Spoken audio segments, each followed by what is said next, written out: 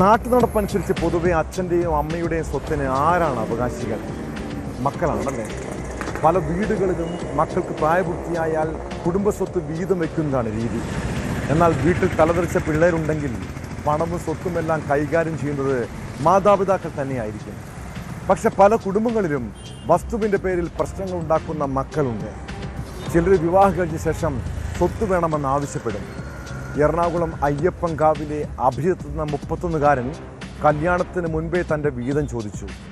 കാമുകിയുമായുള്ള വിവാഹത്തെ വീട്ടുകാർ എതിർത്തോടെ തുടങ്ങിയ പ്രശ്നങ്ങളാണ്. അതോടെ അവരുടെ വീട്ടിൽ വഴക്കും ബഹളവും പതിവായി. ഒടുവിൽ വല്യച്ഛന് നേരെയുള്ള വധശ്രമവും അമ്മയ്ക്ക് നേരെയുള്ള ആക്രമണവും. ഇതോടൊപ്പം കൊല്ലം പുനലൂരിൽ 6ാം ക്ലാസ്സുകാരൻ്റെ മോഷണക്കുറ്റം ആരോപിച്ച് ക്രൂരമായി മർദ്ദിച്ച കേസും ഉൾപ്പെടെ വിശദമായി പരിശോധിക്കുകയാണ് പോലീസ് പട്രോൾ. സ്വാഗതം.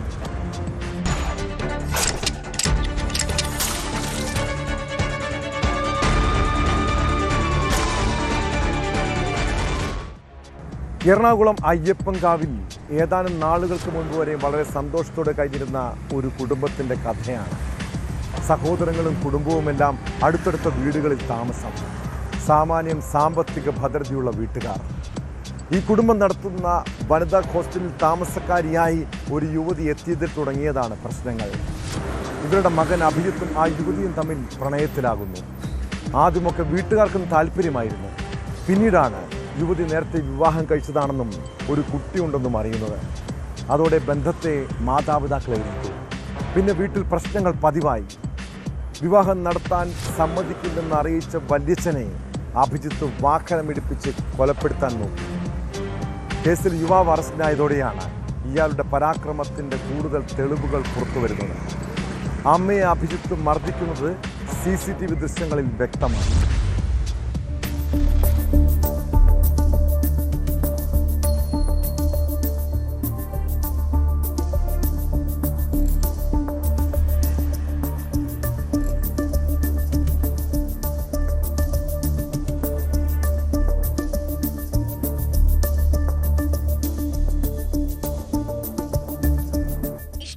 യുവതിയെ വിവാഹം കഴിക്കുവാൻ അഭിജിത്തിനെ കുടുംബം വിലക്കിയതാണ് ക്രൂരതയ്ക്ക് കാരണം.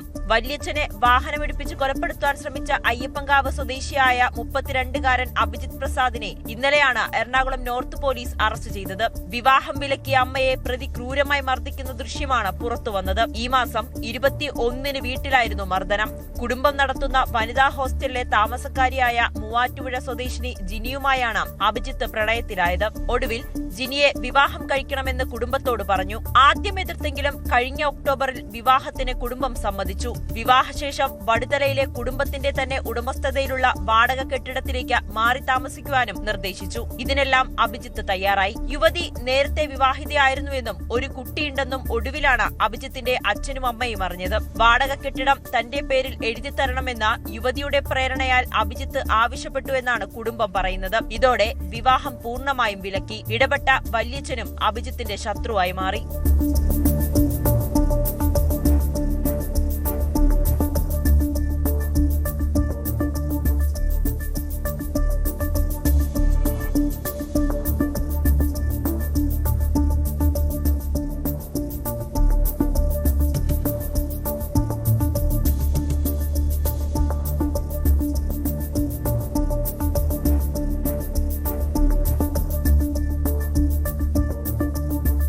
അഭിജിത്ത് കൗൺസിലിംഗിന് പോയിരുന്നുവെങ്കിലും മാനസിക പ്രശ്നങ്ങളെ തുടർന്ന് മരുന്ന് കഴിച്ചില്ല എന്നാണ് അമ്മ പറയുന്നത്. എല്ലാത്തിനും കാരണം യുവതിയുടെ പ്രേരണയാണെന്നും കുടുംബം ആരോപിച്ചു. പ്രതിക്കെതിരെ വധശ്രമത്തിനാണ് പോലീസ് കേസെടുത്തത്. ഇന്നലെ മജിസ്ട്രേറ്റിന് മുന്നിൽ ഹാജരാക്കിയ അഭിജിത്തിനെ റിമാൻഡ് ചെയ്തു.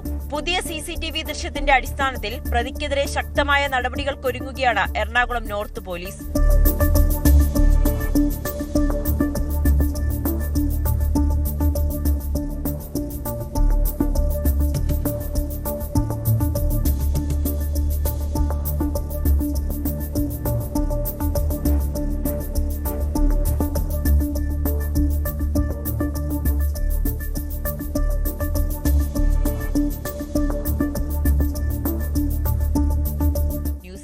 കൊച്ചി. 500 രൂപ മോഷ്ടിച്ചെന്നാരോപിച്ച് പരസ്യ വിചാരണ, ക്രൂരമായ മർദ്ദനം, കാലിൽ കയർ കെട്ടി തല കീഴായി കെട്ടിത്തൂക്കി, വേദന കൊണ്ട് കരഞ്ഞ് നിലവിളിച്ചിട്ടും മനുഷ്യത്വമില്ലാതെ മർദ്ദനം തുടർന്നു. കൊല്ലം പുനലൂരിലെ 6ാം ക്ലാസ് വിദ്യാർത്ഥികളായ സഹോദരങ്ങൾ ഹോസ്റ്റലിൽ വെച്ച് നേരിട്ട കൊടിയ പീഡനത്തെക്കുറിച്ച് കേട്ടാൽ മനസാക്ഷിയുള്ളവരുടെ ഉള്ളു കൊള്ളും.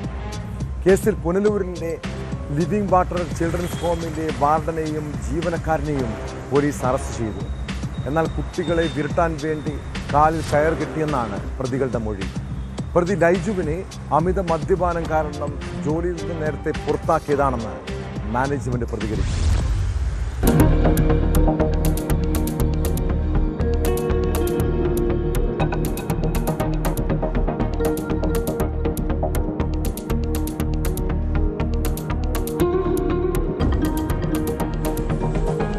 മുപ്പതോളം കുട്ടികൾ പഠിക്കുന്ന സ്ഥാപനമാണ് ലിവിംഗ് വാട്ടർ. അവധിക്കാലമായതിനാൽ ഭൂരിഭാഗം കുട്ടികളും വീട്ടിലേക്ക് മടങ്ങിയിരുന്നു. 3 കുട്ടികളാണ് ഇവിടെ ഉണ്ടായിരുന്നത്. ഇതിൽ സഹോദരങ്ങളായ 2 കുട്ടികളെ മർദ്ദിച്ചു എന്നാണ് പരാതി. പാചകക്കാരന്റെ 500 രൂപ കാണാതായതിനെ തുടർന്നാണ് മർദ്ദനം. 6ാം ക്ലാസ്സുകാരനായ വിദ്യാർത്ഥിയാണ് പണമെടുത്തത് എന്നാരോപിച്ച് വാർഡനും പാചകക്കാരനും ചേർന്നാണ് മർദ്ദിച്ചത്. തുടർന്ന് രക്ഷിതാവിനെ വിളിച്ചു വരുത്തി കുട്ടിയെ വീട്ടിലേക്ക് അയക്കുകയായിരുന്നു. പാചകക്കാരൻ ലൈജു കുര്യന്റെ 500 രൂപ മോഷ്ടിച്ചു എന്നാരോപിച്ചാണ് കുട്ടിയെ പാചകക്കാരനും വാർഡനും ചേർന്ന് മർദ്ദിച്ചത്. തലകീഴായി കെട്ടിത്തൂക്കാൻ ശ്രമിച്ചെന്ന് കുട്ടിയുടെ രക്ഷിതാക്കൾ പോലീസിൽ പരാതി നൽകി. വിഷമിച്ചിരിക്കുന്നതുകൊണ്ട് ഞാൻ ചോദിച്ചു എന്ത് പറ്റിയാന്ന് വെച്ചപ്പോൾ അവർ പറഞ്ഞു, ചാച്ച ഹോസ്റ്റലിൽ ഒരു പ്രശ്നം നടന്നു, അവിടെ പാചകത്തിന് നിൽക്കുന്ന ഒരു ചേട്ടൻ്റെ 500 രൂപ മിസ്സായി, അത് എൻ്റെ ഇളയ മോനെ എടുത്തത്, ക്ലീറ്റസ് എന്നാണ് അവൻ്റെ പേര്, അവനെ എടുത്തതെന്നും പറഞ്ഞുകൊണ്ട് ഈ പുള്ളി ഒത്തിരി അയാളെ ഉപദ്രവിച്ചു. അവിടുന്ന് ഇവർ കിടക്കുന്ന റൂമിൽ കൊണ്ടുപോയിട്ട് കാലിൽ കയറ് കെട്ടി ഫാനിൻ്റെ ഹുക്കിനകത്തിട്ടിട്ട് തൂക്കി പകുതി മേളിൽ പിടിച്ചു നിർത്തിയിട്ട് അവനെ ഒത്തിരി അടിച്ചിട്ട് പറഞ്ഞു നീ സത്യം പറയാമെന്ന് പറഞ്ഞു. അവൻ പറഞ്ഞു അങ്ങനെ ചെയ്തിട്ടില്ല. അവൻ കരഞ്ഞ് പറഞ്ഞിട്ട് ഇവർ കേട്ടില്ല. പകുതിക്ക് കൊണ്ടിട്ട് നേരെ കുഞ്ഞിനെ താഴ്ത്തിട്ടു. കൊച്ചിൻ്റെ ദേഹത്ത് കാലിൽ കെട്ടി കയറിന് പാടുണ്ടായിരുന്നു, പിന്നെ പുറത്ത് പാടുണ്ട്, പിന്നെ ഇവിടെ ഇങ്ങനെ അടിച്ച പാടുണ്ട്. ഇതോടെ രക്ഷിതാക്കളെത്തി കുട്ടിയെ തിരികെ വീട്ടിലേക്ക് കൊണ്ടുപോയി. വീട്ടിലെത്തിയപ്പോഴാണ് മർദ്ദന വിവരം കുട്ടി പറയുന്നത്. തുടർന്ന് പോലീസിൽ പരാതി നൽകുകയായിരുന്നു. പുനലൂർ താലൂക്ക് ആശുപത്രിയിൽ എത്തിച്ച് കുട്ടിയെ വൈദ്യപരിശോധനയ്ക്ക് വിധേയനാക്കി. സംഭവത്തിൽ ബോയ്സ് ഹോം വാർഡൻ ടോം, പാചകക്കാരൻ ലൈജു കുര്യൻ എന്നിവരെ പോലീസ് അറസ്റ്റ് ചെയ്തു. അതേസമയം പരാതിയിൽ ഉള്ള പോലെ ഒന്നും നടന്നിട്ടില്ല എന്നാണ് സ്ഥാപന നടത്തിപ്പുകാരനായ പ്രിൻസിന്റെ വാദം. വിരട്ടാൻ വേണ്ടി കാലിൽ കെട്ടി എന്നാണ് ലൈജു പറഞ്ഞത്. ഇയാളെ മദ്യപാനം കാരണം ജോലിയിൽ നിന്ന് പുറത്താക്കിയതാണെന്നും പ്രിൻസ് പറഞ്ഞു. ഇവന്റെ ആ ജോലിയിൽ നിന്ന് ഇവൻ ഓൾറെഡി ഔട്ടാണ്, കാര്യങ്ങളെല്ലാം പറഞ്ഞ് ബോധ്യപ്പെടുത്തിയിട്ടുള്ളതുമാണ്. പക്ഷേ ഇവന് ഈ ജോലിയിൽ നിന്ന് നഷ്ടപ്പെടുന്നതുകൊണ്ടാണോ എന്ന് എനിക്കറിയത്തില്ല.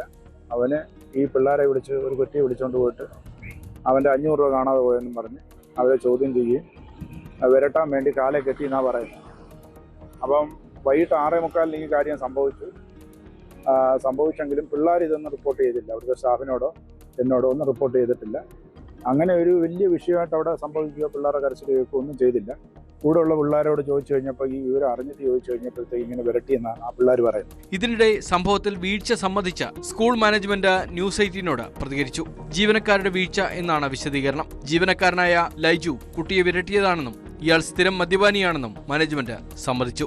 തൂക്കിയില്ല, അയാൾ ചുമ്മാതെ ഒരു 500 രൂപ കണ്ട് പുള്ളിയുടെ പിള്ളേരെടുത്ത് പുള്ളി വിരട്ടിയത്. അപ്പൊ അവിടുന്ന് പറഞ്ഞു വിട്ടതായിരുന്നു. ഇന്നലെ നീ അവിടുന്ന് പോകേണ്ട ആളായിരുന്നു. അപ്പൊ ഇദ്ദേഹം വീട് താമസമില്ലാത്തതുകൊണ്ട് വീട് റിപ്പയർ ചെയ്യാൻ വേണ്ടി ഒരാഴ്ച ചോദിച്ചത്. അങ്ങനെ അവിടെ നിന്നത്. അയാളെ സ്ഥാപനത്തിൽ നിന്ന് പുള്ളിയുടെ ഇത് കഴിഞ്ഞായിരുന്നു.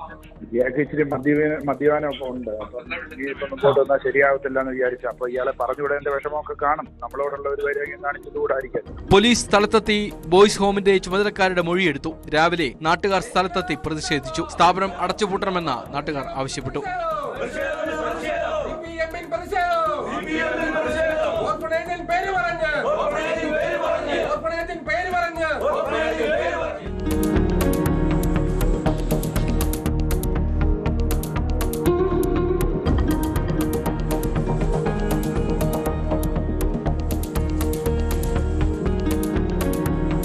ന്യൂസ് 18 പുനലൂർ. 2.5 പതിറ്റാണ്ട് മുൻപേറെ കോളിളക്കം സൃഷ്ടിച്ചതാണ് കോഴിക്കോട് എടച്ചേരി ജമീല വധക്കേസ്. സ്വന്തം ഭാര്യയെ തലക്കടിച്ചും കഴുത്തു ഞെരിച്ചും കൊലപ്പെടുത്തിയ ശേഷം നാടുവിട്ട ഹമീദിനെ കണ്ടെത്താൻ പോലീസും പിന്നീട് ക്രൈംബ്രാഞ്ചും 26 വർഷത്തോളം അന്വേഷണം നടത്തി. സംസ്ഥാനത്തിനകത്തും പുറത്തും തെരച്ചിൽ നടത്തിയിട്ടും യാതൊരു സൂചനയും ഉണ്ടായില്ല. അങ്ങനെ ആ കേസ് അന്വേഷണം തന്നെ വഴിമുട്ടിയ അവസ്ഥയിലായി. എന്നാൽ ക്രൈംബ്രാഞ്ച് ഇടയ്ക്കിടെ ഹമീദിനായി രഹസ്യമായി ചില നീക്കങ്ങൾ നടത്തിയിരുന്നു. ഒടുവിൽ 4 നൂറ്റാണ്ടിന് ശേഷം പ്രതി പിടിയിലായിരിക്കുന്നു. കാസർഗോഡ് ആദൂരിൽ ഒളിവിൽ കഴിയുകയായിരുന്ന ഹമീദിനെ അതിസാഹസികമായാണ് പോലീസ് വലയിലാക്കിയത്. അമ്മയുടെ കൊലയാളിക്ക് ശിക്ഷ വാങ്ങിക്കൊടുക്കാൻ മക്കൾ നടത്തിയ ദീർഘനാളത്തെ നിയമ പോരാട്ടമാണ് ഇപ്പോൾ ലക്ഷ്യം കണ്ടിരിക്കുന്നത്.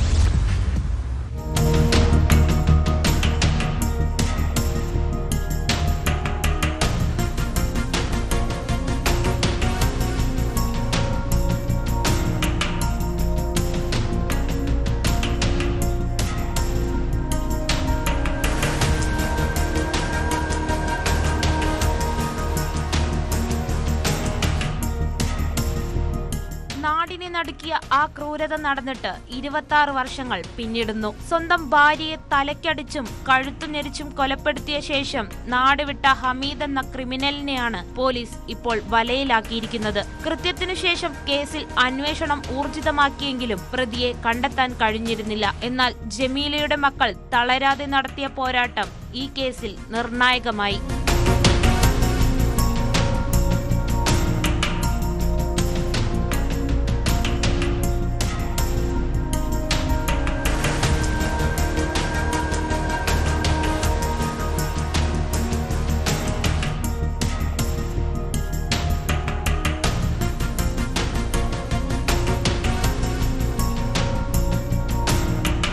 കാസർഗോഡ് ആദൂർ സ്റ്റേഷൻ പരിധിയിൽ പേരുമാറ്റി മറ്റൊരു ജീവിതം നയിക്കുകയായിരുന്നു ഹമീദ്. അവിടെ മത്സ്യവില്പനക്കാരനായി കഴിഞ്ഞ് പോലീസിന്റെയും നാട്ടുകാരുടെയും കണ്ണുവെട്ടിച്ച് വരികയായിരുന്നു. ഇയാളുടെ പഴയ ഫോട്ടോ കേന്ദ്രീകരിച്ച് സൈബർ സെല്ലിന്റെ സഹായത്തോടെ നടത്തിയ ശാസ്ത്രീയമായ അന്വേഷണമാണ് ഒടുവിൽ ആദൂരിലെ ഒളിത്താവളത്തിലേക്ക് പോലീസിനെ എത്തിച്ചത്.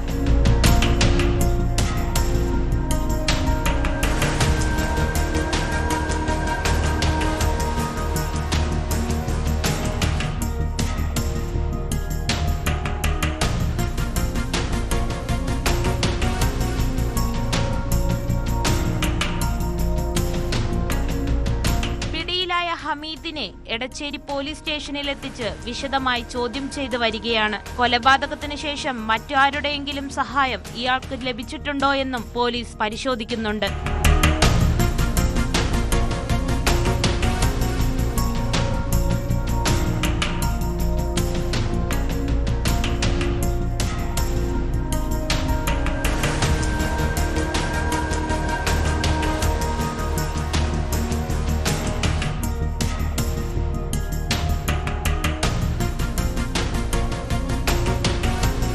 ന്യൂസ് 18 കോഴിക്കോട്.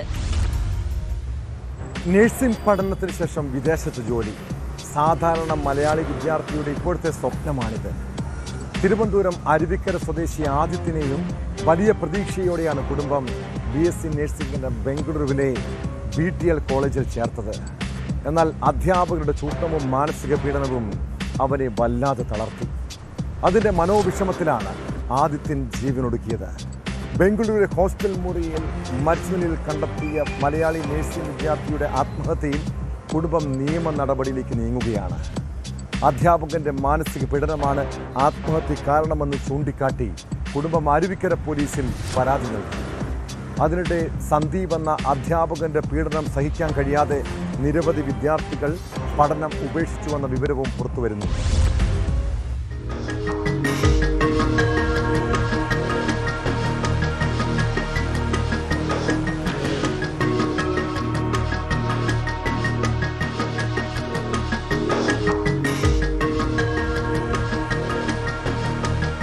ആദിത്യന്റെ മരണത്തിന് പിന്നാലെ BTL കോളേജിലെ അധ്യാപകനായ സന്ദീപിനെതിരെ ഗുരുതര ആരോപണങ്ങളാണ് കുടുംബം ഉയർത്തിയത്. ഇത് ചൂണ്ടിക്കാട്ടി ബാംഗ്ലൂർ ഹെബ്ബഗോഡി സ്റ്റേഷനിൽ പരാതിയും നൽകിയിരുന്നു. എന്നാൽ ബാംഗ്ലൂരിൽ നൽകിയ പരാതിയിൽ നീതി ലഭിക്കില്ല എന്ന ആശങ്കയിലാണ് കുടുംബം. ഇതോടെയാണ് കേരളത്തിൽ കൂടി പരാതി നൽകാൻ തീരുമാനിച്ചത്. കുടുംബ പ്രശ്നമായി കേസ് തിരിച്ചുവിടാൻ ശ്രമമുണ്ടെന്നും ആദിത്യനെ പലതവണ അധ്യാപകൻ നാണം കെടുത്തിയിരുന്നുവെന്നും കുടുംബം ആരോപിക്കുന്നു. ഞങ്ങളുടെ ഇപ്പോഴാണ് പറഞ്ഞത്, ആദ്യയുടെ അമ്മയുടെ അടുത്ത് കുറച്ച് നാൾ മുമ്പ് ഫോൺ വിളിച്ചിട്ട് പറഞ്ഞിട്ടുണ്ടായിരുന്നു ഇങ്ങനെ ഞാൻ ഡ്രഗ്സ് കൊടുക്കുന്നു എന്നെ ആദ്യം പറഞ്ഞു. എന്നിട്ട് പിള്ളേരുടെ ഇടയിൽ വെച്ചിട്ട് ഭയങ്കരമായിട്ട് മോശമായിട്ട് പറഞ്ഞു, നീയാണ് കൊടുക്കുന്നത്, നിന്നെ പെടുത്തു എന്നുള്ള രീതിയിലൊക്കെ സംസാരിച്ചെന്ന് പറഞ്ഞു. അപ്പോൾ ആദ്യം അങ്ങനെയല്ല. അപ്പോൾ പിള്ളേർ അവൻ്റെ കൂടെയുള്ള എല്ലാ കുട്ടികളും പറഞ്ഞു ആദ്യം അങ്ങനെ ഒരിക്കലും ചെയ്യില്ല എന്ന് അവർക്ക് ഉറപ്പായിരുന്നു. എന്നിട്ട് ഇത് കഴിഞ്ഞിട്ട് സാറ് മാറ്റി ചേർത്തിട്ട് പറഞ്ഞു ആദ്യം നീ ചെയ്യില്ലെന്നറിയാം, പക്ഷേ ചെയ്യുന്നവരെ ഞങ്ങൾക്ക് കാണിച്ചു തരണം, നീ കാണിച്ചു തന്നേ പറ്റുള്ളൂ എന്ന് പറഞ്ഞിട്ട് അവനെ നല്ലപോലെ ഹരാസ് ചെയ്യുന്നുണ്ടായിരുന്നു. അതിനുശേഷം എന്ന് ക്ലാസ്സിൽ ചെന്നാലും ഇതിൻ്റെ ഈ ഒരു എന്തോ ഡ്രഗ്സിൻ്റെ പേര് പറഞ്ഞിട്ട് അവൻ അങ്ങനെ ചോദ്യം ചോദിക്കാൻ വേണ്ടി എണീറ്റ് ഇരുത്തിയാലും നീ അതല്ലേടാ എന്നുള്ള രീതിയിൽ സംസാരം ഉണ്ടെന്ന് പറഞ്ഞിട്ടുണ്ട്. അത് ആദ്യത്തെ ഫ്രണ്ട്സ് ഇന്നലെ എന്നെ കോൺടാക്ട് ചെയ്യാൻ പറ്റി പറഞ്ഞിരുന്നു. അവർ കോൺടാക്ട് ചെയ്തിട്ട് പറഞ്ഞു ചേട്ടാ അതിൽ വിഷമമുണ്ടെന്ന് ഫ്രണ്ട്സുമായിട്ട് ഷെയർ ചെയ്തായിരുന്നു. അധ്യാപകന്റെ പീഡനം സഹിക്കവയ്യാതെ 18ഓളം വിദ്യാർത്ഥികൾ കോളേജിൽ നിന്നും കോഴ്സ് നിർത്തിപ്പോയതായി വിദ്യാർത്ഥികൾ പറയുന്നു. ഇതുമായി ബന്ധപ്പെട്ട ചാറ്റുകളും കുടുംബം പുറത്തുവിട്ടു. ഇട്ടിട്ടുണ്ടോ? അല്ലാതെ ഒരു വഴിയില്ല. ആ പയ്യനെ നമുക്കും അറിയാവുന്നേ. അവൻ ഇങ്ങനത്തെ ഒരു പ്രശ്നമുള്ളവനല്ല. സന്ദീപ് അവൻ എന്തെങ്കിലുമൊക്കെ ഉപദ്രവിച്ചെന്നൊക്കെ ഞാനും അറിഞ്ഞു. ഉപദ്രവിച്ചെന്ന് ഹർഷൻ എന്തൊക്കെയോ ഇല്ലാത്ത കഥകൾ അയാളെ തലയെ വെച്ച് കൊടുത്തു, എന്തൊക്കെയോ ഇഷ്യൂ ആക്കുമെന്നൊക്കെ പറഞ്ഞു. അങ്ങനെയൊക്കെ കൊണ്ടായിരിക്കാം, എനിക്കറിയില്ല.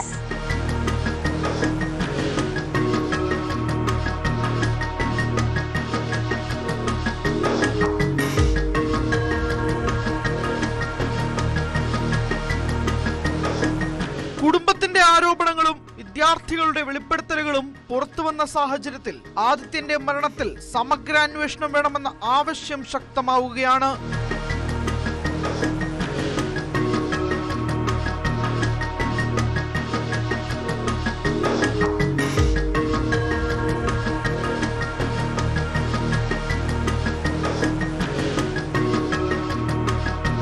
ന്യൂസ് 18 തിരുവനന്തപുരം. ബംഗളൂരു IIM-ൽ നിന്നും മാനേജ്മെന്റിൽ ബിരുദാനന്തര ബിരുദം. പഠനത്തിന് ശേഷം 2.5 ലക്ഷം രൂപയിലേറെ മാസ ശമ്പളത്തിൽ ജോലി. അതിനിടെ പല ഉന്നതരുമായി ബന്ധം. കൊച്ചിയിലെ വൈറ്റ് കോളർ ലഹരി ഇടപാട് കേസിലെ പ്രതി കെവിനെക്കുറിച്ചുള്ള കഥകൾ അതിശയിപ്പിക്കുന്നതാണ്. കുട്ടിക്കാലം മുതൽ പഠിക്കാൻ മിടുക്കനായിരുന്ന കെവിനെ വീട്ടുകാർ ലാളിച്ചാണ് വളർത്തിയത്. എന്നാൽ ഏതാനും വർഷങ്ങൾക്ക് മുൻപ് അമ്മ മരിച്ചതോടെ അയാൾ ലഹരിയിലേക്ക് നീങ്ങി. പിന്നെ മയക്കുമരുന്നിൻ്റെ പ്രധാന ഡീലറായി. ബംഗളൂരു വഴി കൊച്ചിയിൽ ലഹരി എത്തിച്ച് ഡോക്ടർമാർക്കും IT ജീവനക്കാർക്കും ഉൾപ്പെടെ എത്തിച്ചു നൽകും.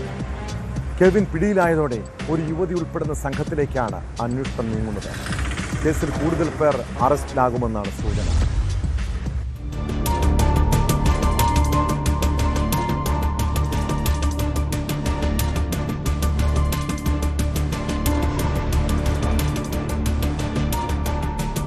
കൊച്ചിയിലെ വൈറ്റ് കോളർ ലഹരി ഇടപാട് കേസിൽ മുഖ്യപ്രതി കെവിന്റെ ബന്ധങ്ങൾ തേടിയാണ് പോലീസിന്റെ അന്വേഷണം. പ്രതിയുടെ ഫോൺ പരിശോധനയിൽ കൊച്ചിയിലെ ചില ഡോക്ടർമാരുടെ വിവരങ്ങൾ ലഭിച്ചിരുന്നു. തനിക്ക് ബംഗളൂരുവിൽ നിന്നും ലഹരി കൈമാറിയിരുന്നത് ഒരു യുവതിയും സംഘവുമെന്നാണ് കെവിൻ പോലീസിന് നൽകിയ മൊഴി. ബംഗളൂരു, ഡൽഹി എന്നിവിടങ്ങളിലാണ് കെവിന്റെ ലഹരി ഇടപാടുകൾ. ബംഗളൂരുവിലുള്ള തിരുവല്ല സ്വദേശിനി ഗീതവും സംഘവുമാണ് കെമിക്കൽ ഡ്രഗുകൾ കൈമാറുന്നതെന്നാണ് സൂചന. പ്രതി പിടിയിലാകുന്നതിന് തൊട്ട് മുൻപ് 2 ലക്ഷം രൂപയുടെ സാമ്പത്തിക ഇടപാടുകൾ ഇരുവരും തമ്മിൽ നടന്നിട്ടുണ്ട്. ഗീതു ബംഗളൂരുവിൽ നിന്ന് ലഹരി തൊടുപുഴയിൽ എത്തിച്ചു നൽകും. താൻ അവിടെ എത്തി ഇത് വാങ്ങും. കൂടുതൽ പണമുണ്ടാക്കുന്നതിനാണ് ലഹരി ഇടപാടുകളിലേക്ക് തിരിഞ്ഞതെന്നും കെവിൻ മൊഴി നൽകി. മൊബൈൽ ഫോണിന്റെ കൂടുതൽ രേഖകൾ ലഭിച്ച ശേഷം വീണ്ടും പ്രതിയെ കസ്റ്റഡിയിൽ വാങ്ങി ചോദ്യം ചെയ്യാനാണ് പോലീസിന്റെ നീക്കം.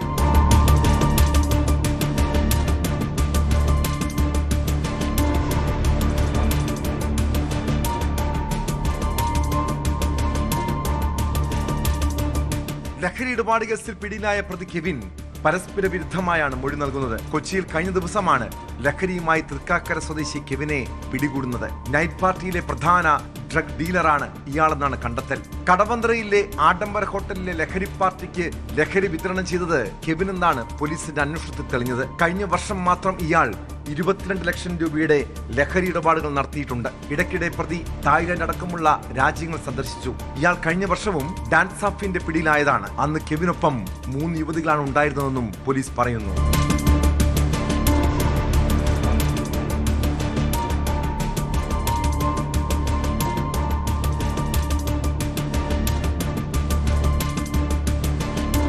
ന്യൂസ് 18 കൊച്ചി. മലയാള സിനിമയിൽ ലഹരി ഇടപാടുകളും ഉപയോഗവും അത്ര പുതുമയുള്ള കാര്യമല്ല അല്ലേ?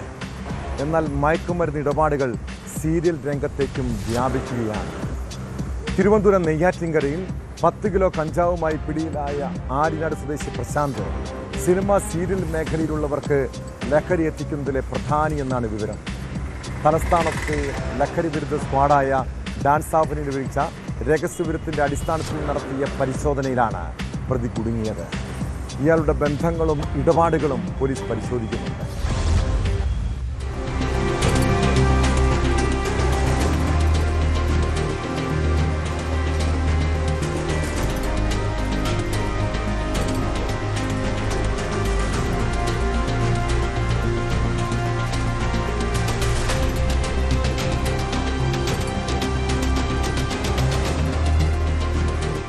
നെയ്യാറ്റിൻകര കേന്ദ്രീകരിച്ച് വൻതോതിൽ ലഹരിമരുന്നു കച്ചവടം നടക്കുന്നുണ്ടെന്ന വിവരത്തെ തുടർന്ന് നടത്തിയ തിരച്ചിലിലാണ് പ്രശാന്ത് പിടിയിലാകുന്നത്. ഇയാളുടെ പക്കൽ നിന്നും വലിയ ബാഗുകളിലായി ഒളിപ്പിച്ചിരുന്ന 10 കിലോ കഞ്ചാവ് കണ്ടെടുത്തു. പ്രശാന്തിന് കഞ്ചാവ് എവിടെ നിന്നാണ് ലഭിച്ചത് എന്നതിനെക്കുറിച്ച് പോലീസ് വ്യക്തമായ സൂചനകൾ ശേഖരിച്ചിട്ടുണ്ട്. ഇതിനു പിന്നിൽ വലിയൊരു ലഹരി മാഫിയ തന്നെ ഉണ്ടെന്നാണ് പോലീസിന്റെ നിഗമനം. പിടിയിലായ പ്രശാന്തിന് സിനിമ സീരിയൽ രംഗത്തുള്ളവരുമായി ബന്ധമുണ്ടോ എന്ന് പോലീസ് അന്വേഷിച്ചു വരികയാണ്. ഈ മേഖലയിലെ വിതരണക്കാർക്ക് കൈമാറാനാണ് ലഹരി മരുന്ന് എത്തിച്ചതെന്ന് പ്രതി മൊഴി നൽകിയതായാണ് വിവരം. നഗരത്തിലെ പ്രമുഖ ലോഡ്ജുകളും ഷൂട്ടിംഗ് ലൊക്കേഷനുകളും കേന്ദ്രീകരിച്ച് ഇയാൾ ലഹരി എത്തിക്കാറുണ്ടോ എന്ന കാര്യവും അന്വേഷിക്കുന്നുണ്ട്.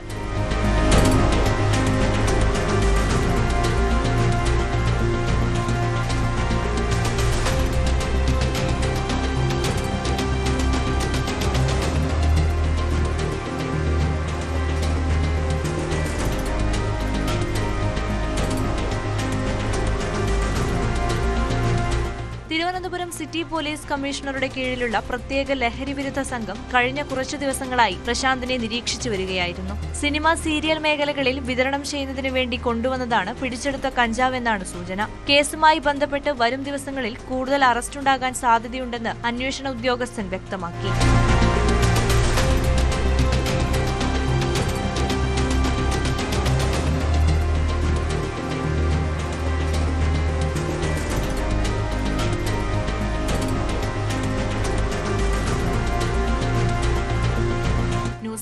നെയ്യാറ്റിൻകര. കാസർഗോഡ് വെള്ളരിക്കുണ്ടിൽ പോലീസ് ജീപ്പും ഓട്ടോയും കൂട്ടിയിടിച്ച് ഓട്ടോ ഡ്രൈവർ മരിച്ച സംഭവത്തിൽ പോലീസ് അന്വേഷണം അട്ടിമറിക്കുകയാണ്. സാധാരണ പോലീസ് പ്രതിക്കൂട്ടിലാകുന്ന കേസുകളിൽ വാദിയെ പ്രതിയാക്കുന്നതാണ് രീതി. വെള്ളരിക്കുണ്ടിൽ അപകടത്തിൽ മരിച്ച ഓട്ടോ ഡ്രൈവർ രാജുവിനെ കുറ്റക്കാരനാക്കുന്ന തരത്തിലാണ് ഇപ്പോൾ പോലീസിന്റെ അന്വേഷണം. ഇതോടെ പോലീസിനെതിരെ ആരോപണവുമായി സർവകക്ഷി ആക്ഷൻ കമ്മിറ്റിയും കുടുംബവും രംഗത്തെത്തി. സംഭവത്തിൽ പോലീസ് മേധാവിക്ക് പരാതി നൽകാനാണ് കുടുംബത്തിന്റെ തീരുമാനം.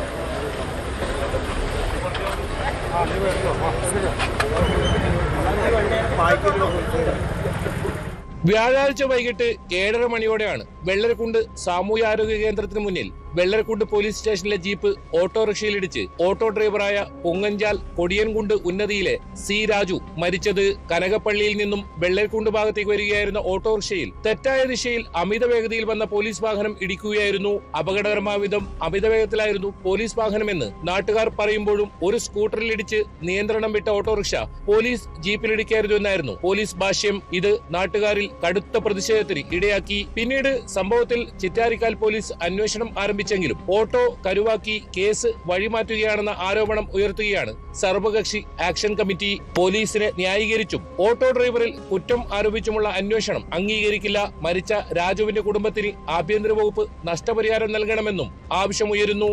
അദ്ദേഹത്തിന്റെ കുടുംബത്തെ ആഭ്യന്തര വകുപ്പ് സഹായിക്കണം. ആ കുടുംബത്തിന് ഒരു 25 ലക്ഷം രൂപയെങ്കിലും നഷ്ടപരിഹാരമായിട്ട് അടിയന്തരമായിട്ട് അനുവദിക്കുകയും അദ്ദേഹത്തിന് ഇൻഷുറൻസ് ലഭിക്കുവാൻ വേണ്ടിയിട്ടുള്ള എല്ലാ നടപടികളും പോലീസിന്റെ ഭാഗത്തു നിന്നുണ്ടാകണമെന്നാണ് ആക്ഷൻ കമ്മിറ്റി ആവശ്യപ്പെടുന്നത്. കേസ് വഴിമാറി പോകുന്നു എന്നുള്ള ഒരറിവ് ഞങ്ങൾക്കുണ്ട്. ഒരു കാരണവശാലും അങ്ങനെ സംഭവിക്കുവാൻ പാടില്ല. ആ കുടുംബത്തിന് നീതി ലഭിക്കണം. സത്യസന്ധമായി നീതിപൂർവമായ അന്വേഷണം നടത്തി രാജുവിന് വേണ്ട എല്ലാവിധ സഹായങ്ങളും ആ കുടുംബത്തിന് നൽകണം. കുടുംബത്തിന്റെ ഏക ആശ്രയമായിരുന്ന രാജു മരിച്ചതോടെ നിസ്സഹായാവസ്ഥയിലാണ് ഭാര്യയും മക്കളും. തന്റെ ഭർത്താവിന് നീതി ലഭിക്കണമെന്നാണ് ഭാര്യയുടെ ആവശ്യം. സംഭവത്തിൽ പോലീസ് മേധാവിക്കുൾപ്പെടെ പരാതി നൽകാനാണ് കുടുംബത്തിന്റെയും സർവകക്ഷി ആക്ഷൻ കമ്മിറ്റിയുടെയും തീരുമാനം.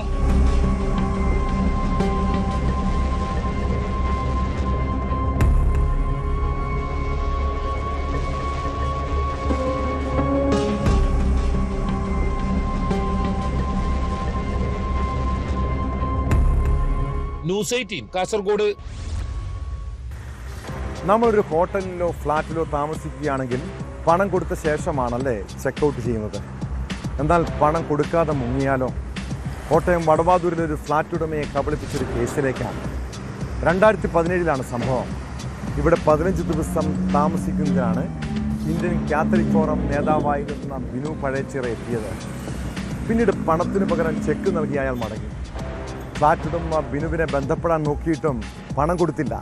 പിന്നെ കേസും കോടതിയും. ഒടുവിൽ 9 വർഷത്തിന് ശേഷം കേസിൽ വിധി വന്നിരിക്കുന്നു.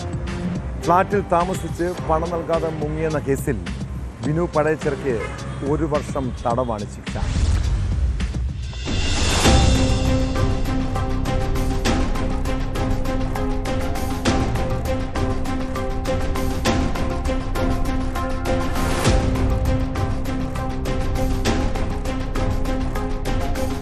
കോട്ടയം വടവാതൂരിലെ അബാദ് ന്യൂഡെയിൽ ഫ്ളാറ്റിൽ 15 ദിവസം താമസിച്ച ശേഷം വാടക കൊടുക്കാതെ മുങ്ങിയ കേസിലാണ് ഇന്ത്യൻ കാത്തലിക് ഫോറം മുൻ നേതാവ് ബിനു ചാക്കോ എന്ന ബിനു പഴയച്ചിറയ്ക്ക് ശിക്ഷ വിധിച്ചത്. 1 വർഷം തടവും 10,000 രൂപ പിഴയുമാണ് Kottayam judicial first class magistrate കോടതി 3 വിധിച്ചത്. വടവാതൂർ സ്വദേശി ജിനു മാത്യുവിന്റെ പരാതിയിൽ 2017 മണർകാട് പോലീസ് രജിസ്റ്റർ ചെയ്ത കേസിലാണ് മജിസ്ട്രേറ്റ് അനന്തകൃഷ്ണൻ എസ് ശിക്ഷ വിധിച്ചത്. പരാതിക്കാരന് വേണ്ടി assistant public prosecutor Robin K നീലിയറയാണ് കേസ് വാദിച്ചത്. വാടകത്തുകയുടെ ചെക്ക് നൽകിയ ശേഷം ബിനു ചാക്കോ മുങ്ങി നടക്കുകയായിരുന്നു. കേസിൽ ബോധപൂർവം തന്നെയാണ് പ്രതി തട്ടിപ്പ് നടത്തിയത് എന്ന് കോടതി നിരീക്ഷിച്ചു. പ്രതിയുടെ ബാങ്ക് അക്കൗണ്ട് വിവരങ്ങൾ, ഫ്ളാറ്റിൽ താമസിക്കുന്നതിനുള്ള കരാർ എന്നിവ തെളിവായി സ്വീകരിച്ചുകൊണ്ടാണ് കോടതി ശിക്ഷ വിധിച്ചത്. വാടക കരാർ എഴുതുന്ന സമയത്ത് കേവലം 72 രൂപ മാത്രമായിരുന്നു പ്രതിയുടെ ബാങ്ക് അക്കൗണ്ടിൽ ഉണ്ടായിരുന്നത്. വാടക നൽകാനുള്ള പൈസ ഇല്ലാതിരുന്നിട്ടും കരാർ എഴുതിയത് ബോധപൂർവമുള്ള തട്ടിപ്പിന് വേണ്ടിയാണെന്ന് കോടതി നിരീക്ഷിച്ചു. പ്രതിദിനം 35,000 രൂപ നിരക്കിൽ 52,500 രൂപയാണ് പരാതിക്കാരന് പ്രതി നഷ്ടം വരുത്തിയത് എന്ന് വിധിയിൽ ചൂണ്ടിക്കാണിക്കുന്നു. കത്തോലിക്ക സഭയുടെ വിവിധ സ്ഥാപനങ്ങളിൽ MBBS കോഴ്സിന് സീറ്റ് വാഗ്ദാനം ചെയ്ത് 21 ലക്ഷം രൂപ തട്ടിയെടുത്ത കേസിലും ഇയാൾ പ്രതിയാണ്. തൊഴിൽ തട്ടിപ്പ് നടത്തിയതിലും ഇയാൾക്കെതിരെ കേസുണ്ട്. ചാനൽ ചർച്ചകളിൽ സഭയെ ന്യായീകരിച്ച് അതിഥിയായി ബിനു ചാക്കോ പങ്കെടുത്തിട്ടുണ്ട്. ബിഷപ്പ് ഫ്രാങ്കോ മുളയ്ക്കൽ കന്യാസ്ത്രീയെ പീഡിപ്പിച്ചെന്ന കേസിലും ബിഷപ്പിനൊപ്പമായിരുന്നു ബിനു ചാക്കോ.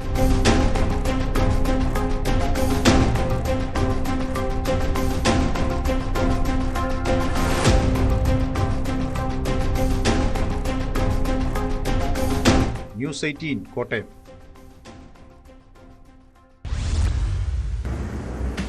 കേരളത്തിൽ പ്രത്യേകിച്ച് മലപ്പുറം ജില്ലയിലെ ചാലിയാർ തീരങ്ങളിലും വനമേഖലകളിലും പഴയകാലം മുതൽ സ്വർണ്ണ നിക്ഷേപമുണ്ടെന്ന് പറഞ്ഞു കേട്ടിട്ടുണ്ടല്ലേ?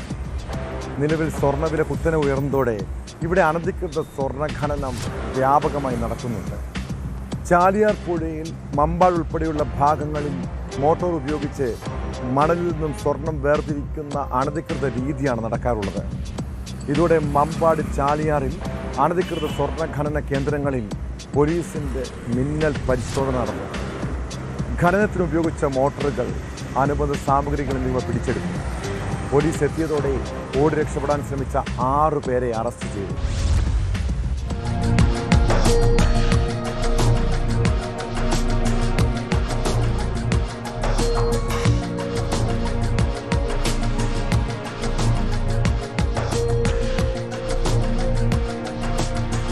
പുഴയിൽ 20 അടി താഴ്ചയിൽ വരെ കുഴിയെടുത്ത് മോട്ടോർ ഉപയോഗിച്ച് വെള്ളം വറ്റിച്ചാണ് ഖനനം നടത്തുന്നത്. കിണറുകൾ ജലവിധാനം താഴ്ന്നു വറ്റാനും പുഴഗതി മാറിയൊഴുകാനും കാരണമാകുന്നതിനാൽ പോലീസ് സ്വമേധയാ നടപടിയെടുക്കുകയായിരുന്നു. പ്രദേശത്ത് ജലക്ഷാമം രൂക്ഷമായതോടെ പോലീസ് സ്വമേധയാ പരിശോധനയ്ക്ക് തുനിയുകയായിരുന്നു. ഇൻസ്പെക്ടർ BS ബിനുവിന്റെ നിർദ്ദേശപ്രകാരം SI K രതീഷിന്റെ നേതൃത്വത്തിൽ 28-ന് രാത്രി 10:30 നടപടി തുടങ്ങി. 12 ഇടങ്ങളാണ് ലക്ഷ്യം വെച്ചത്. പുലർച്ചെ 5:30 വരെ 6 കേന്ദ്രങ്ങൾ പരിശോധിച്ചു.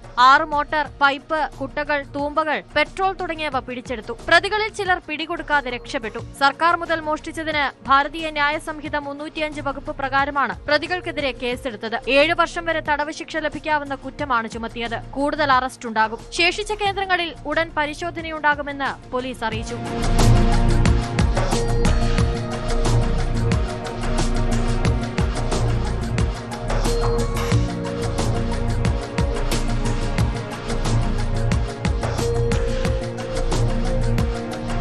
ന്യൂസ് 18 തിരൂർ. കേരളത്തിലെ ആക്രിക്കടകളുടെയും സെക്കൻഡ് സെയിൽ ഷോറൂമുകളുടെയും മറവിൽ എന്താണ് നടക്കുന്നത്? തട്ടിപ്പും വെട്ടിപ്പും നിയമവിരുദ്ധ ഇടപാടുകളും ചിലയിടങ്ങളിൽ പതിവ് കാഴ്ചയാണ്. മലപ്പുറം തിരുനാവായയിൽ ആക്രിക്കടയിൽ നിന്ന് 30 ലക്ഷം രൂപയുടെ നിരോധിത പുകയില ഉൽപ്പന്നങ്ങളാണ് പിടികൂടിയത്. ചാക്കുകളിലായി സൂക്ഷിച്ച 1000കണക്കിന് പാക്കറ്റ് ഹാൻസും കൂൾ ലിപ്പുമാണ് പിടിച്ചെടുത്തത്. ആക്രിക്കട ഉടമയെ സഹായിയെയും പോലീസ് പിടികൂടി. ഓടി രക്ഷപ്പെടാൻ ശ്രമിച്ച ഒരാൾക്കായി അന്വേഷണം ഊർജിതമാക്കിയിട്ടുണ്ട്.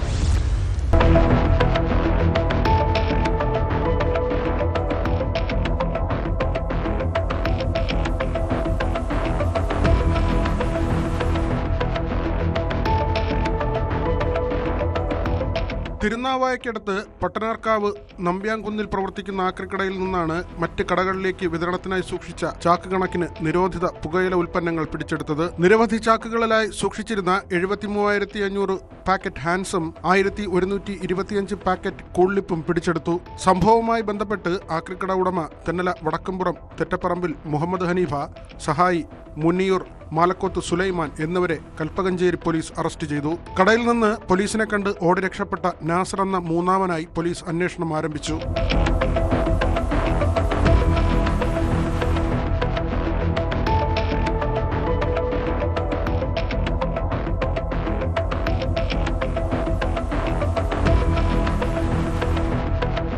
ആക്രി സാധനങ്ങൾക്കിടയിലാണ് ലഹരി വസ്തുക്കൾ അടങ്ങിയ ചാക്കുകൾ ഒളിപ്പിച്ചിരുന്നത്.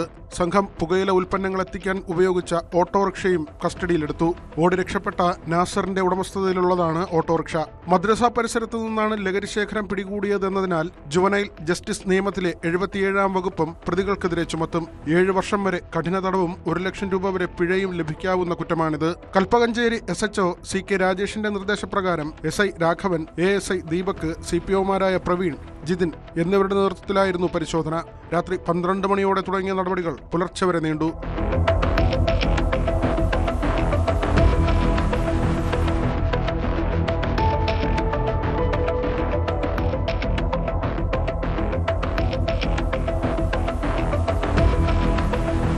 ന്യൂസ് 18 തിരൂർ. ഭക്ഷ്യവിഷബാധയെ തുടർന്ന് ആരോഗ്യ പ്രശ്നങ്ങളും മരണവും വരെ ഉണ്ടാകുന്നത് നിത്യേന നമ്മൾ കേൾക്കാറുള്ളതാണ്. എന്നാൽ തണ്ണിമത്തൻ കഴിച്ച ഒരു കുടുംബത്തിലെ 4 പേർ മരിച്ചെന്ന് കേട്ടപ്പോഴേ പല സംശയങ്ങളും തോന്നി. കടുത്ത വേദന സംഹാരിയായി ഉപയോഗിക്കുന്ന മോർഫിൻ എങ്ങനെയാണ് 4 പേരുടെയും ഉള്ളിൽ ചെന്നത്?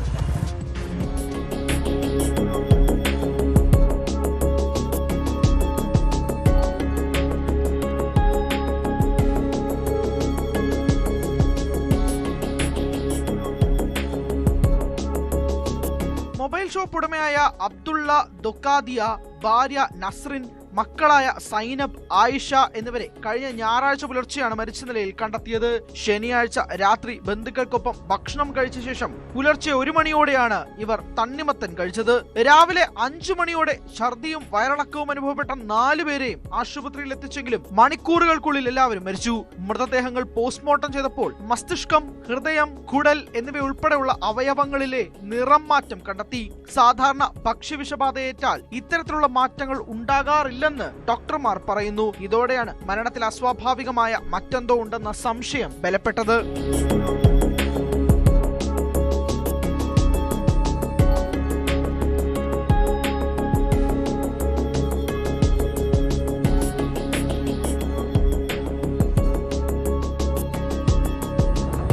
അബ്ദുള്ളയ്ക്കും കുടുംബത്തിനും ആദ്യം ഛർദിയാണ് തുടങ്ങിയത്. തൊട്ടു പിന്നാലെ നാഡികൾ തളരുകയും ബോധം നശിക്കുകയുമാണ് ഉണ്ടായത്. മറ്റെന്തോ രാസവസ്തു ഉള്ളിൽ ചെന്നിട്ടുണ്ടെന്നാണ് ഈ ലക്ഷണങ്ങൾ കാണിക്കുന്നത്. ബോധക്ഷയം തലച്ചോറിന്റെ പ്രവർത്തനവുമായി ബന്ധപ്പെട്ടാണുള്ളത്. ഭക്ഷ്യവിഷബാധയ്ക്കപ്പുറമുള്ള എന്തോ കാരണത്താലാണ് മരണമെന്നാണ് ഇത് വിരൽ ചൂണ്ടുന്നതെന്നും ഡോക്ടർമാർ വ്യക്തമാക്കി. ആശുപത്രിയിലേക്ക് എത്തിക്കുമ്പോൾ അബ്ദുള്ളയും കുടുംബവും അർദ്ധ അബോധാവസ്ഥയിലായിരുന്നു. രാത്രി തണ്ണിമത്തൻ കഴിച്ചെന്നും പിന്നീട് ഛർദി തുടങ്ങിയെന്നും ബന്ധുക്കളാണ് പറഞ്ഞത്. തുടർന്ന് സമീപത്തെ ഡോക്ടറെ കണ്ടപ്പോൾ അദ്ദേഹം കുത്തിവയ്പ്പിന് എഴുതി നൽകി. ബോധരഹിതരാകാൻ തുടങ്ങിയതോടെ JJ ആശുപത്രിയിലേക്ക് കൊണ്ടുവരികയായിരുന്നു.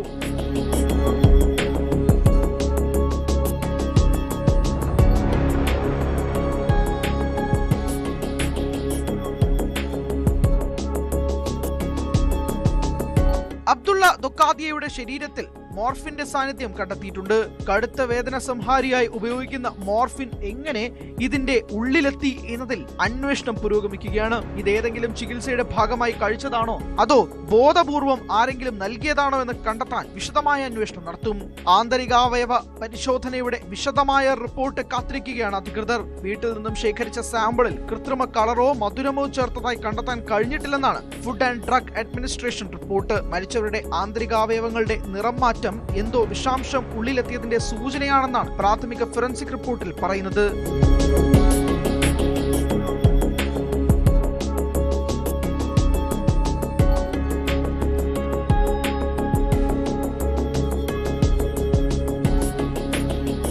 ന്യൂസ് 18 മുംബൈ.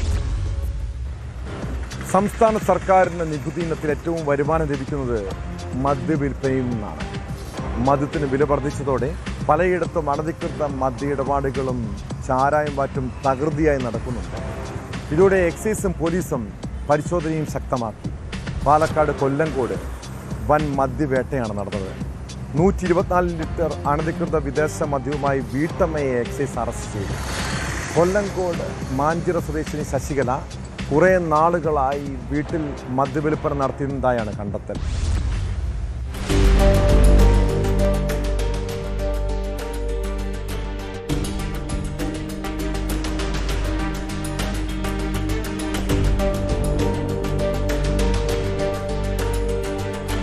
കൊല്ലങ്കോട് മാഞ്ചിറയിൽ താമസിക്കുന്ന മുരുകന്റെ വീട്ടിൽ വിദേശ മദ്യത്തിന്റെ അനധികൃത വിൽപ്പന നടക്കുന്നുവെന്ന രഹസ്യ വിവരത്തിന്റെ അടിസ്ഥാനത്തിലായിരുന്നു എക്സൈസ് പരിശോധന. കൊല്ലങ്കോട് എക്സൈസ് റേഞ്ച് ഇൻസ്പെക്ടർ തൻസിൽ താഹയുടെ നേതൃത്വത്തിൽ വീട്ടിൽ റെയ്ഡ് നടത്തിയ ഉദ്യോഗസ്ഥർ ഇവിടെ അനധികൃതമായി നിർമ്മിച്ച 124 ലിറ്റർ വിദേശ മദ്യം പിടിച്ചെടുത്തു. മുരുകന്റെ ഭാര്യ ശശികലയാണ് ഇടപാടുകൾ നടത്തിയിരുന്നതെന്നാണ് കണ്ടെത്തൽ. ശശികലയെ കസ്റ്റഡിയിലെടുത്ത എക്സൈസ് അനധികൃതമായി മദ്യം വിൽക്കാൻ ഇവരെ സഹായിക്കുന്നവരെ കേന്ദ്രീകരിച്ചും അന്വേഷണം ഊർജിതമാക്കിയിട്ടുണ്ട്. വീട്ടിൽ രഹസ്യാറ ഉണ്ടാക്കി സൂക്ഷിച്ച നിലയിലായിരുന്നു മദ്യം. ശശികല 1 മാസമായി എക്സൈസിന്റെ രഹസ്യ നിരീക്ഷണത്തിലായിരുന്നുവെന്നാണ് വിവരം. Excise inspector Sibi Cyril, assistant excise inspector Chenthamara, preventive officer Nadesh Kumar, civil excise ഓഫീസർമാരായ അഭിലാഷ്, നൌഫൽ, വിജേഷ് കുമാർ, രാധാകൃഷ്ണൻ, സംഗീത, സീനത്ത്, അഞ്ജു എന്നിവരാണ് റെയ്ഡിൽ പങ്കെടുത്തത്.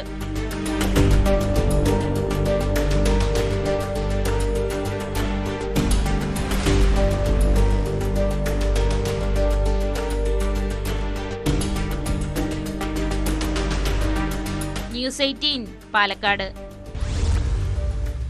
കുടുംബ പ്രശ്നവും സാമ്പത്തിക ബാധ്യതയും ജോലി സമ്മർദ്ദവും ഒക്കെ കാരണം ആത്മഹത്യ ചെയ്യുന്ന ആളുകളെ കുറിച്ച് കേൾക്കാറുണ്ടല്ലേ? സ്വയം ജീവിതം അവസാനിപ്പിക്കുന്നത് വളരെ സാധുക്കളും സാധാരണക്കാരുമായ മനുഷ്യരെന്നാണ് പൊതുവെ കരുതാറുള്ളത്. എന്നാൽ സമൂഹത്തിൽ ഉന്നത പദവിയിലും സാമ്പത്തികമായി വലിയ നിലയിലുമൊക്കെയുള്ള ആളുകൾ ആത്മഹത്യ ചെയ്യുന്ന ഒട്ടേറെ വാർത്തകളാണ് സമീപകാലത്തായി പുറത്തു വന്നത്. ഡൽഹിയിൽ ഒരു ജഡ്ജിയുടെ മരണം രാജ്യ തലസ്ഥാനത്തെ തന്നെ ഞെട്ടിച്ചിരിക്കുന്നു. ജില്ലാ ലീഗൽ സർവീസ് അതോറിറ്റിയിലെ ജഡ്ജി അമൻ കുമാർ ശർമ്മയെ വീട്ടിലാണ് മരിച്ച നിലയിൽ കണ്ടെത്തിയത്. ആത്മഹത്യ എന്നാണ് പോലീസിന്റെ പ്രാഥമിക നിഗമനം. ഇത്രയേ ഉള്ളൂന്നേ മനുഷ്യന്റെ കാര്യം. നമ്മുടെ മനസ്സിനെ നിയന്ത്രിക്കാൻ കഴിയാതെ വരുമ്പോഴാണ് പലരും മരണത്തെക്കുറിച്ച് ചിന്തിക്കുന്നത്. ഇത്തരം നെഗറ്റീവ് ചിന്തകൾ വരുമ്പോഴും ആത്മഹത്യാ പ്രവണത തോന്നുമ്പോഴും ആരോടെങ്കിലും മനസ്സ് തുറക്കണം. ഏത് പ്രശ്നത്തിനും പരിഹാരമുണ്ടെന്ന് മനസ്സിലാക്കണം. ഇതോടെ പോലീസ് പട്രോൾ പൂർണ്ണമാകും. നമസ്കാരം.